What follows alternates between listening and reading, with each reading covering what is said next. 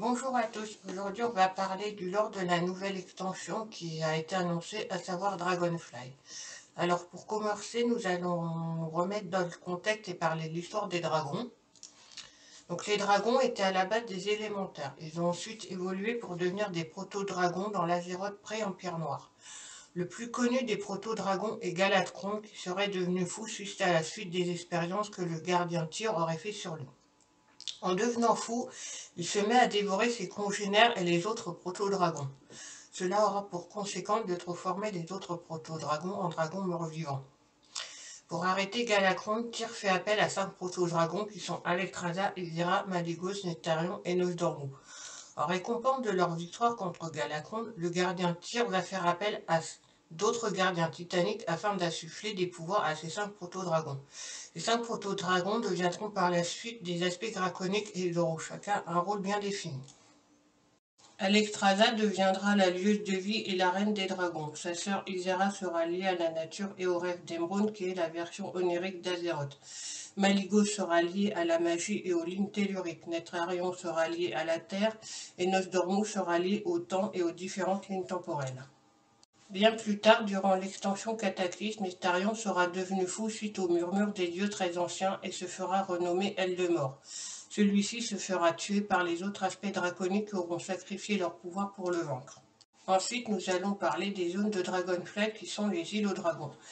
Les îles aux dragons sont la demeure ancestrale des vols draconiques d'Azeroth. Lorsque le monde s'est effondré lors de la grande fracture, la magie s'est évaporée et ces terres se sont endormies.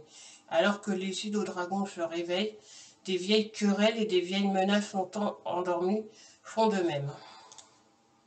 Ensuite, nous avons les rivages de l'éveil qui sont la demeure du vol draconique rouge et du vol draconique noir. Irion s'y rendra avec nous pour tenter de récupérer le pouvoir de son vol draconique. Ensuite, nous avons les plaines d'Onarand qui sont la demeure du vol draconique vert. Ensuite, nous avons la travée azur qui est la demeure du vol draconique bleu.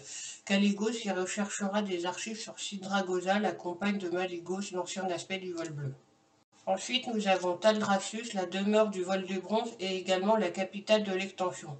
C'est une zone en ruine altérée par le temps. Elle abrite également Tyrol, le fanal de Tyr. Et pour finir, nous avons les confins interdits qui sont la zone de départ de la nouvelle classe race des Draktyr. Les Draktyr ont été créés par Eldemort en tant que soldats. Et pour terminer, nous allons parler du lore de Dragonflight que l'on connaît aujourd'hui. Après un long sommeil, les vols draconiques sont de retour en Azeroth pour défendre leur terre, l'île aux dragons. Mais nos cracheurs de feu ont perdu leur puissance. Entre sacrifice de leur pouvoir et perte de membres importants, les vols draconiques sont fragilisés. Notre mission sera donc de les aider à récupérer leur pouvoir et une certaine unité, le tout en découvrant l'histoire de ces protecteurs ancestraux. C'est autour de cette intrigue que tournera la trame principale de la nouvelle extension de World of Warcraft, Dragonfly. L'histoire de Dragonfly se placera également dans la ligne directe d'un lore bien touffu qui a longtemps donné une grande importance aux dragons. On devrait même retrouver des personnages connus comme Khadgar, voire même Irion. Dans le trailer, on voit Irion faire appel au héros d'Azeroth pour qu'il l'aide à récupérer la citadelle du vol noir tombée sous le contrôle d'une force ennemie.